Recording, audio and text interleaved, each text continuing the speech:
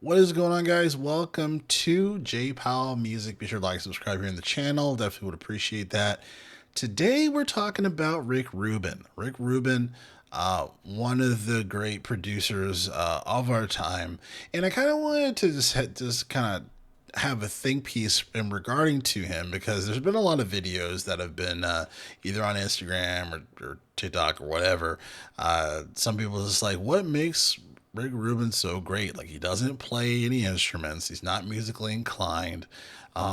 He works with all these artists. Like, what makes him such a great producer? And I think it is a good question for those who aren't familiar with his music. Definitely when it comes from an older generation as well.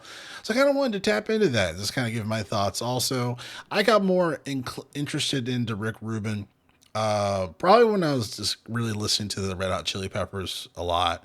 And then also really getting into like his podcast for Broken Record. It's a really great podcast. Definitely recommend checking that out. He has really great conversations with all types of different artists. Really amazing questions too. But to dive more so into his artistry, first I want to talk about his accolades a little bit. For those who aren't familiar with, what he's done in particular, who he's worked with in general. So this is from Wikipedia, obviously. But as far as for the specifics here, he co-founded Death Jam Records, founder of American Recordings, former co-president of Columbia Records. He's helped popular, according to this here in quote, he's helped popularize hip hop by producing records for acts such as Beastie Boys, Ghetto Boys, Run DMC, Public Enemy, L Cool J. Produced records for a variety of other genres, as far as pop. So you have Kesha, Adele, Lady Gaga, some heavy metal. You got Slayer, Metallica, Darjig, if I'm pronouncing that correctly. Some alternative rock joints. You got the Cole, RCP, as I mentioned. Beba Doobie. I'm not sure who that is. Rage Against the Machine, The Strokes, Weezer, some hard rock, Audio Slave, AC/DC, Aerosmith, Linkin Park, System of a Down, Johnny Cash, when it comes to country, the Yvette Brothers, Chicks. And these are just kind of a handful of examples here. Um, but he isn't, I mean, he has worked with a lot of people and, kind of created some landmarks around, around these various genres of music. Now, this is what makes Rick Rubin such a great producer. The reason why Rick Rubin to me is a great producer is that he understands he understands how artists think. He understands kind of that they're kind of in a playground. He understands the psychological aspects of an artist. And I think he adapts a lot of artists, their notions as far as comparing it into, life situations or life or what have you. So there's a psychology around being an artist. And there's a quote here I want to read that kind of maybe kind of help a little bit more versus me describing it. But he says this quote here. It says, a lot of people who are artists don't understand it themselves, especially the young ones. They feel different, but they don't know what it is. They feel more, everything hurts, everything. They're super sensitive. They see things that other people don't see. Um, so understanding kind of the psychology around artistry, when you're an artist, you're working on music and whatnot. It's obviously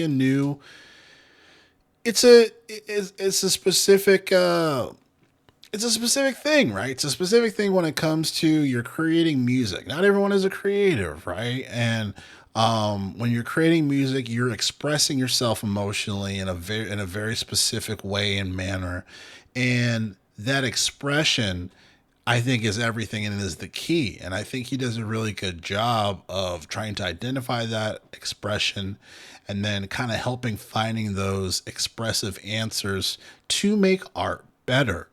Um, I think he does a really great job of kind of meeting the artist in the middle and to help identify various things to make art better. There's a couple of examples here. One of them, is the System of a Down, the Chop Suey song, and he was working with the lead singer, of System of a Down.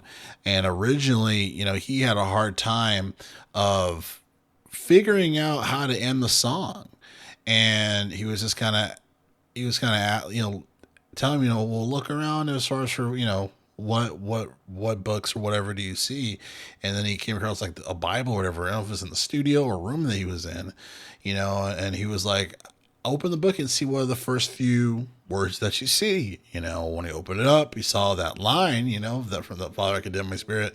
And he was like, use that, right? Use that. And it worked. It worked with the song. You know what I mean? It didn't seem completely out of pace. Out of place. Worked out. Which I thought was really interesting. So he just does a really good job of kind of help synthesizing when it comes to what artists do, how they express themselves, and what they're trying to get in their music. And not everyone is, not every producer does that. I would say a majority of producers don't do that. They just kind of chase,